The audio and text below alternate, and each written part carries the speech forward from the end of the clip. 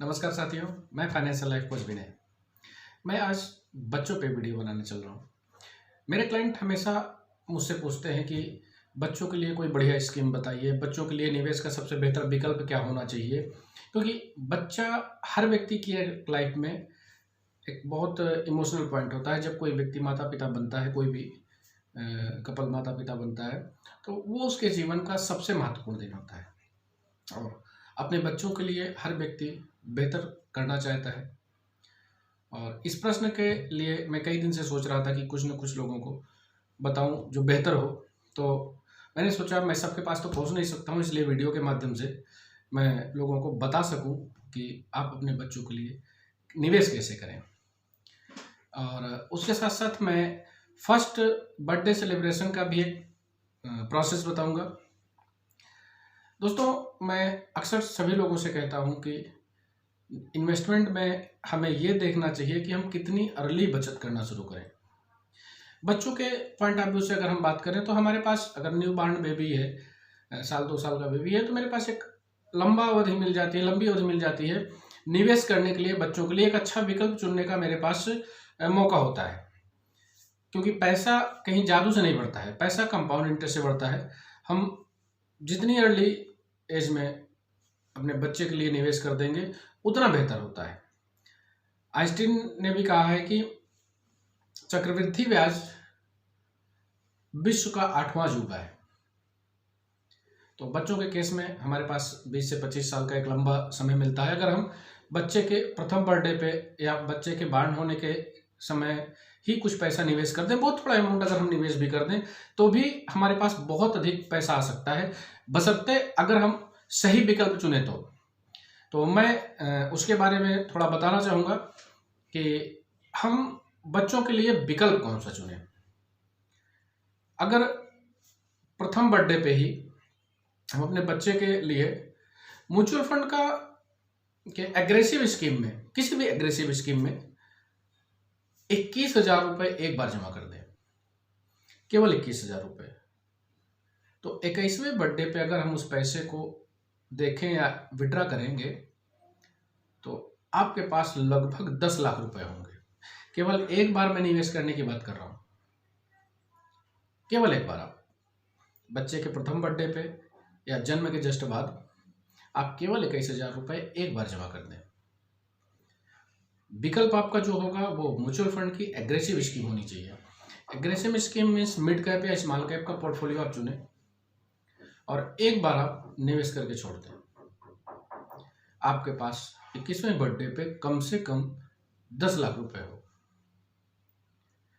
और जिनके पास, मैं ये भी कहना चाहूँगा कि जिनके पास, मान लीजिए, क्योंकि सबके पास बहुत अधिक पैसे नहीं होते हैं, तो खासकर मैं ये वीडियो उनके लिए भी बना रहा हूँ जिनके पास अर्निंग कम होती है या शुरुआत में वो बचत करने से बचते हैं।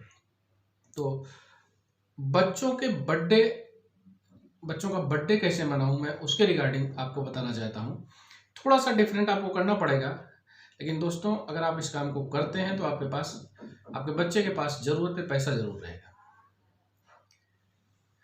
प्रथम बर्थडे पे आप 21,000 रुपये बच्चे के नाम जमा कर दीजिए। 21वें साल आपके पास लगभग 10 लाख रुपए रहेगा।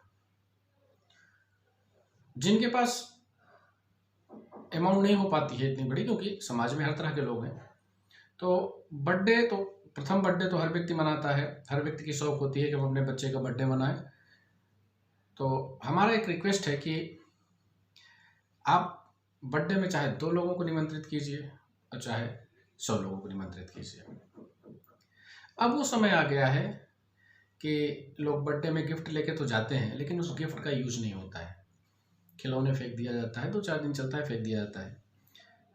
हम अगर कपड़े भी लेके जा रहे हैं तो देखा गया है अधिकांशतः कि वो कपड़ा भी यूज में नहीं आता है, क्योंकि अब माता पिता अपने पसंद का कपड़ा पहनाना चाहते हैं। तो मेरी ये रिक्वेस्ट है कि आप जिनको भी आमंत्रित कीजिए अपने बच्चे के प्रथम बर्थडे पे, उनसे बोलिए कि सर गिफ्ट लेके मत आइएगा। यदि आपकी शौक ही है कुछ गिफ्ट देने की, तो आप कैश लेके आइएगा, लिफाफे में लेके आइएगा। वो मुझे स्वीकार है। और जितना भी पैसा गिफ्ट के रूप में आपके पास आ जाए, मेरी इस बात को अन्यथा मत लीजिएगा, लेकिन पैसा बचाने के लिए, पैसा बनाने के लिए ये प्रोसेस अपनाना पड़ेगा। उस ओकेज़न पे आपके पास जितना भी पैसा इकट्ठा हो जाए, अगर 21,000 हो गया तो बेस्ट है, अगर उससे कम जितना भी इकट्ठा हो जाए, आप उस पैसे में और मिला के 21,000 रुपये केवल एक बार आप म्यूचुअल फंड के एग्रेसिव स्कीम में आप जमा कर दीजिए। 21वें बर्थडे पे आपके पास 10 लाख रुपए होंगे।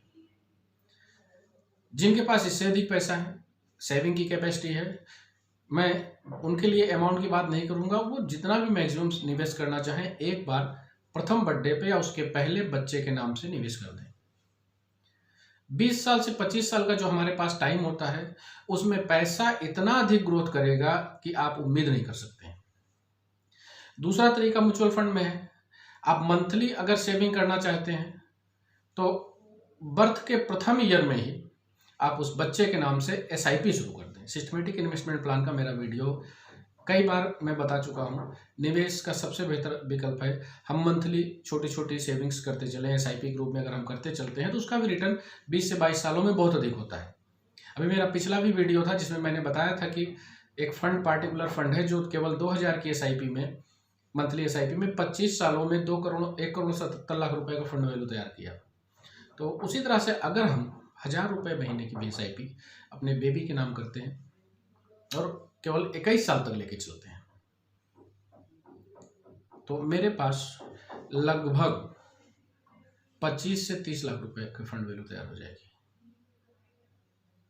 दोस्तों, हम तरह तरह की स्कीम के बारे में जानने के लिए परेशान रहते हैं या कभी सोचकर नहीं निवेश करते हैं, फाइनेंशियल प्लानर से पूछ के नहीं निवेश करते हैं।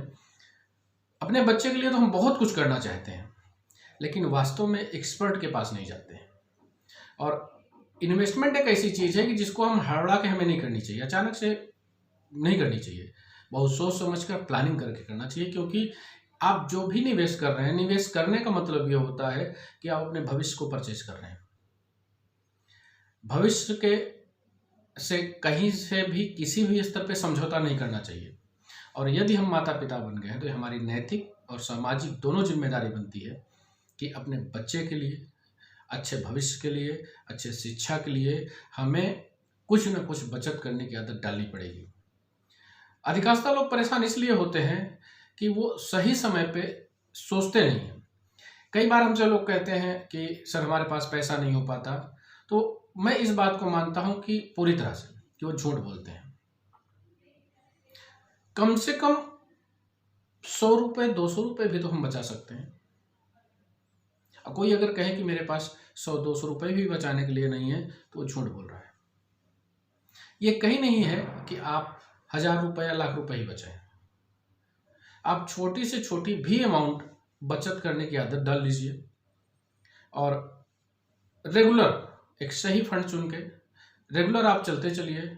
बच्चों के लिए मैं इस बात को एश्योर कर सकता हूं कि आपके पास इतना लंबा अवधि होता है कि आपके पास एक अच्छा अमाउंट रहेगा। बस विकल्प एक अच्छा चुनिए।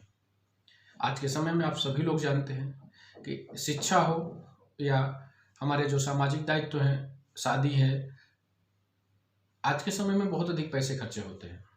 तो उसके लिए ज़रूरी है कि हम जितना जल्दी हो सके उतनी जल्दी बचत करने की आदत डालें। और अपने बच्चे के नाम तो जरूरी है, क्योंकि एक नई जिम्मेदारी हमें मिलती है। उस जिम्मेदारी की खुशी भी बहुत होती है, लेकिन जरूरी है कि वो खुशी बरकरार रहे। इसलिए जिस दिन बेबी हो उस दिन या उस महीने या उस साल 365 दिन नहीं बीतना चाहिए। अगर आपने 365 दिन से अधिक समय व्यतीत किया बचत करने में, तो आप अपने बच्चे के लिए गलत कर रहे हैं। इसलिए जरूरी है कि आप बचत करने की आदत डालें। मैं तो यहां तक कहता हूं, मैं बार बार कहता हूं कि आप 100 रुपये महीने बचाइए, लेकिन बचाइए। और म्यूचुअल फंड में, एग्रेसिव फंड में आप लेके चलिए। लंबी अवधि में बिना किसी डाउट के आपके पास बहुत अधिक पैसा रहेगा। आप किसी भी रूप में इसके प्रति दुविधाग्रस्त मत होइएगा। और ये जो मैंने टिप्स दी है बहुत ही आसान टिप्स दी है। या तो आप खुद 21,000 इन्वेस्टमेंट करें, यदि आपके पास उतना पैसा नहीं है तो आप व्यर्थ के चीजों में पैसा खर्च करने के बजाय बच्चों को एक अच्छी भविष्य देने के लिए आपने जो मैंने कहा कि आप अपने गेस्ट से भी कैश पैसा लीजिए। थोड़ी सी हंसी हो सकती है, लोग हंस सकते हैं मेरे इस पॉइंट को, लेकिन वास्तव में अगर आप विचार करेंगे तो आप देखेंगे कि बहुत अच्छी टिप्स है। बच्चे के जन्म के 366 दिन के अंदर, 365 दिन के अंदर आप केवल 21,000 रुपये एक बार जमा कर दीजिए, केवल एक बार, और आपके पास 21वें साल 10 लाख रुपए होंगे। बस जिम्मेदारी आपकी है कि 21 साल तक आपको उसमें रुकना पड़ेगा। मुझे उम्मीद है मेरी टिप्स आपको पसंद आई होगी, आप इसको फॉलो करेंगे। और मेरी रिक्वेस्ट है कि मैं तो सबके पास नहीं पहुंच सकता हूं, लेकिन इस वीडियो के माध्यम से आप मुझे, हर व्यक्ति के पास पहुंचा सकते हैं कि बच्चों के लिए कौन सी स्कीम चुने और बच्चों के लिए इन्वेस्टमेंट कब शुरू करनी चाहिए। धन्यवाद। आप सभी लोग स्वस्थ रहें, सभी लोग धनवान बने, आपका भविष्य उज्जवल हो। इसी के साथ नमस्कार।